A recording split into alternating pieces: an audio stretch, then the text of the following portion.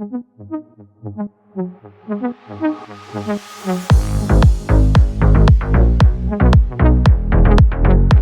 guys, welcome back to the channel, the strongest podcast ever, except for Brian Shaw's podcast, because he's probably still stronger than me. He's always going to be a big one, isn't he? So we have Europe's strongest man this weekend, and I am excited to be back. It's my first competition, I think, since Royal Albert Hall, I think, which was a great outing for me. Great outing, great day. I was once again mid-pack, but sure, they don't call me mid-pack pa for nothing. As long as I'm making that mid-pack, I'm happy. Fuck winning it. Winning competitions, and you have to do trophy stuff. And no, it's just not for me.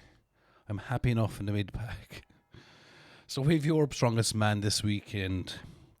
I'm just going to go down through some of the guys that's competing. So we have Luke Stoltman, Pavlo Cardiac at the Hairy Hoor. Alexei Novikov, unfortunately, is out. And we have Gavin Bilton in, which is great to see Gavin, the big bull. We have Matthias Kilikovsky. If I was a fan watching this, this would be the fella that I'm most excited to see. Because we never really know what shape Matthias comes in at, but we can see from his training he's been frequent with his training updates, and we can see that the man is back. This is a fella I'd be putting my money on. I'd save your money if you're going to put any money on me. Don't save it. Unfortunately for me, no, being serious for a second, when I was prepping for Europe's Strongest Man, obviously I couldn't make Britain's Strongest Man this year. So I decided to prep for Europe's Strongest Man. When I was 9 weeks out, I got sick, and it turned out it was pneumonia. I have gotten pneumonia twice in my life, 3 times now. I got it when I was younger. I have a weak chest, born with a weak chest, unfortunately. So I pick up stuff like that really easily. So I picked up pneumonia, got sick, couldn't train or gym for 3 weeks. Eventually made it back into the gym to prep for Europe's Strongest Man, which would have left me with 6 weeks to prep for Europe, which is not ideal, especially coming from an illness like that. Because prior to that, my training was really good. I was hitting like sets of 140 log for 5-6 reps. My axle deadlift was really good. Everything was flying it, and that was all without the aid of any supplements, any magical supplements. So it was probably the strongest I've ever been without magical supplements. And I was really happy and really looking forward to this competition because the events suit me. We have the shield back. For those that don't know, I held the world record in the shield carry for 10 minutes before the big tall hoor from Scotland took it off me 10 minutes later. Tom Stoltman. So training has just been rushed. It's going well. I just feel if I had 2 more weeks just to fine tune a couple of things, I would be in great shape for this competition. I'm still like in good shape. I'm like 85% of the best shape I can be.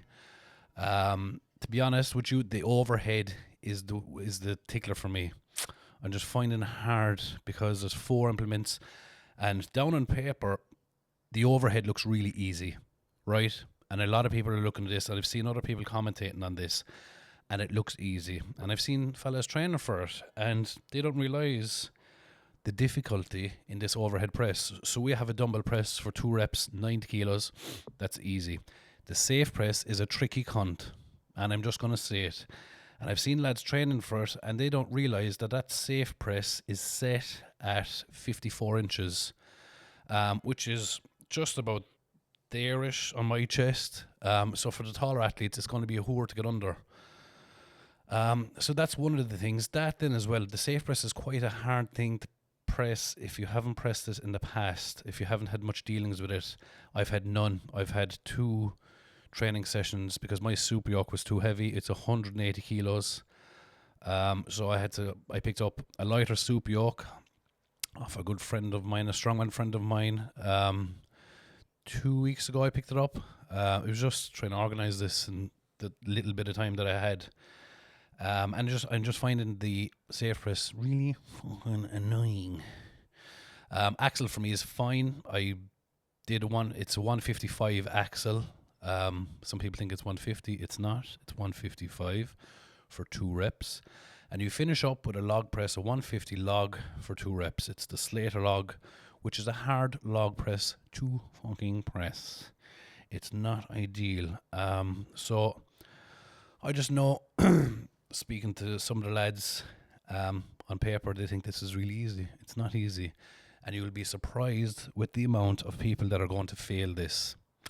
I think there's 4 implements. I think a fast, so there's 4 implements, 8 reps in total. I think a fast 6 reps without ever going near the log will be good points. You're looking at 3rd, 4th place here with a fast 6.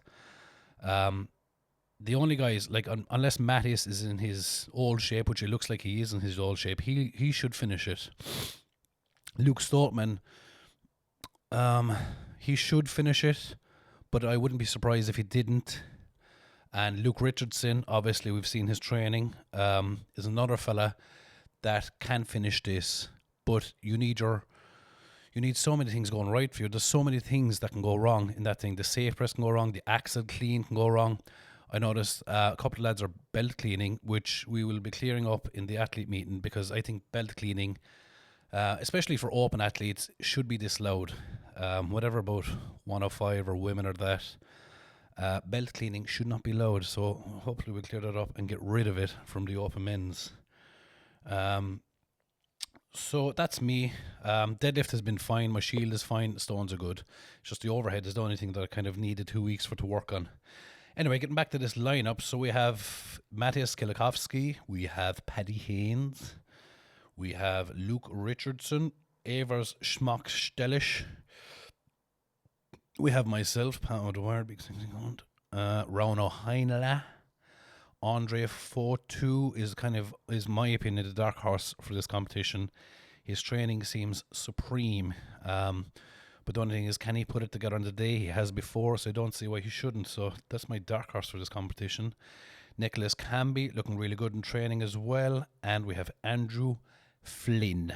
So yeah, it's a good, decent lineup. A couple of previous Europe's Strongest Man winners there. It's going to be a fun event to watch. And obviously it is the last qualifier for World's Strongest Man. So I'm kind of hoping I can get my finger out on the day and maybe pull out a World's Strongest Man invite. And just to go through the events, we have the press medley, which I explained what it was. We have the shield carry, which is 200 kilos, 440 pounds. We have the anchor and drag, which on paper again looks like an easy one until you get to that last 5 meters of dragging that chain and your quads are all shaky and shit. So that's a little tricky one. We have the axle deadlift. It is the 350 axle. It's the lighter of the two that they use. And we have the stones. I'm not sure if he was using the light ones or the heavier ones, possibly the heavier ones. So that is the events. So on the podium, it's probably one of the hardest podiums to call, because the events are tricky. There's no one going to walk through all the events. Even for Luke Stoltman, I see a lot of people talking about Luke Stoltman for the winner. He's going to get caught out in the deadlift.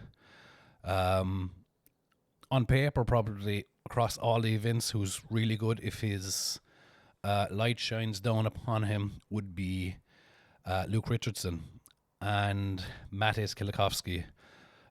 Obviously, Mattis has the deadlift that might stand against him. He's still probably looking at a couple of reps. He's still mid-packing with that.